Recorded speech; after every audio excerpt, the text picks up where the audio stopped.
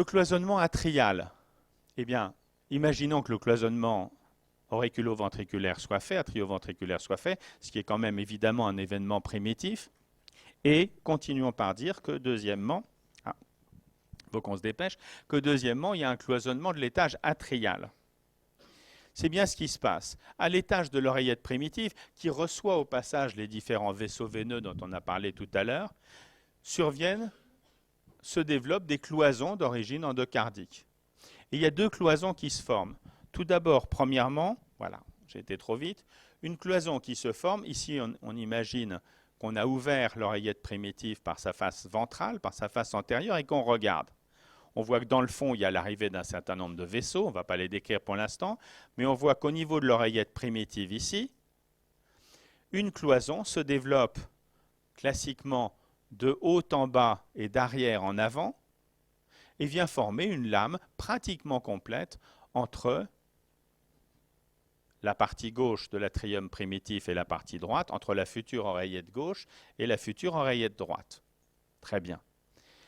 Cette cloison-là, ça s'appelle le septum primum, et il se trouve qu'elle laisse persister à sa partie basse et antérieure un petit orifice ici qui permet pendant la vie embryonnaire à ce stade le passage de sang d'un côté à l'autre. Ostium primum. Cet ostium primum, il est en place.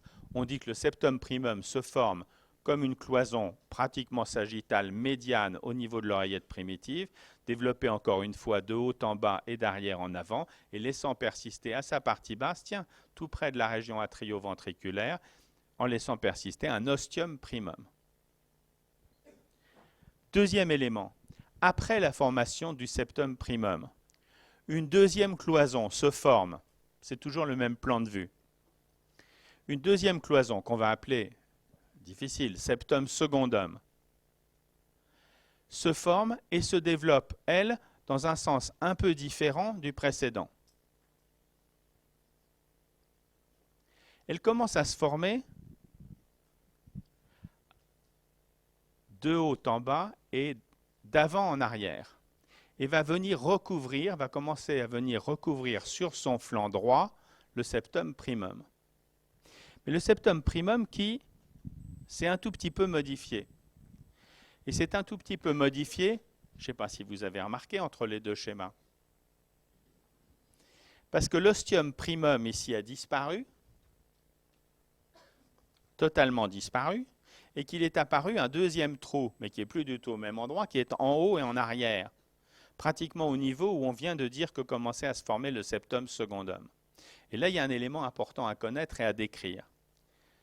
En même temps que commence à apparaître le septum secondum, le septum primum a continué sa croissance vers le bas et vers l'avant, de telle façon que l'ostium primum se trouve totalement fermé.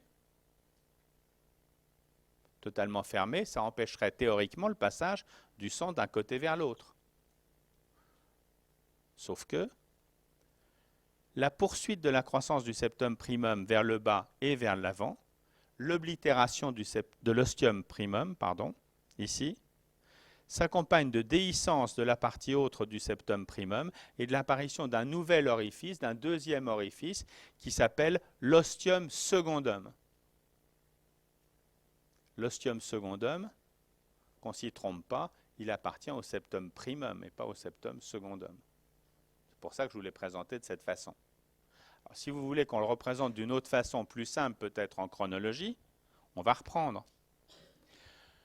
Le septum primum est une cloison qui apparaît comme une cloison sagittale, qui apparaît en premier, comme son nom l'indique, et qui va se développer de haut en bas et d'arrière en avant, pour commencer à cloisonner l'étage atrial, à cloisonner l'oreillette primitive.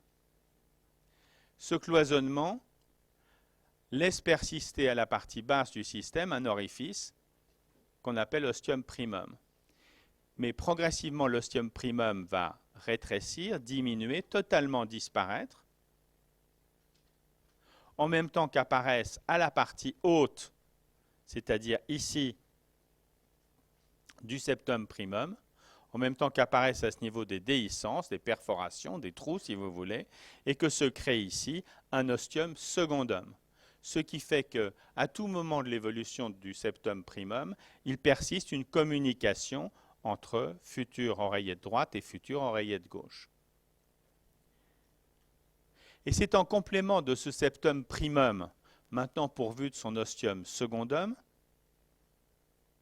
que vient se développer une deuxième cloison qui est plus épaisse que la précédente, qui est située à droite de la précédente, qui est de même nature, c'est une structure conjonctive qui se développe, mais dans une direction différente, puisqu'elle se développe, regardez le sens de la flèche et le schéma, de haut en bas et d'avant en arrière. Ce qui fait que le septum secondum vient recouvrir le septum primum sur son flanc droit. Il le recouvre presque totalement, mais laisse persister ici un orifice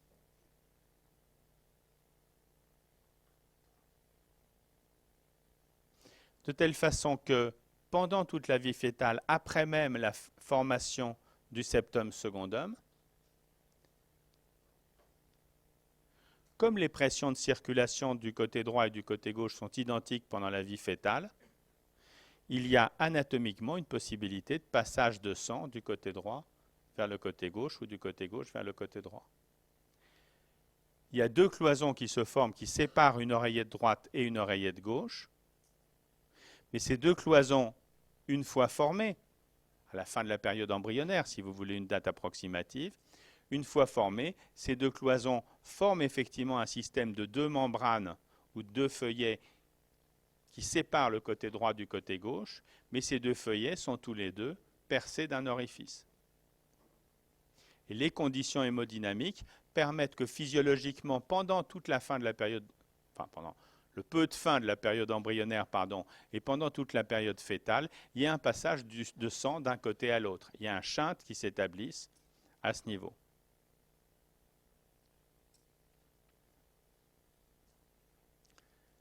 Le cloisonnement cardiaque pendant la période embryonnaire aboutit à la formation de deux cloisons interauriculaires, de deux septums interatriaux si vous préférez, mais qui permettent pendant toute la fin de la vie fœtale, jusqu'à la naissance, l'existence d'un shunt par communication interauriculaire. Il y a une communication interauriculaire physiologique qui persiste au plan hémodynamique jusqu'à la fin de la grossesse, et je gage qu'on vous l'a déjà dit en cours de physiologie. Pourquoi est-ce que ce shunt persiste? Parce que le cloisonnement interatrial a cette particularité d'organisation.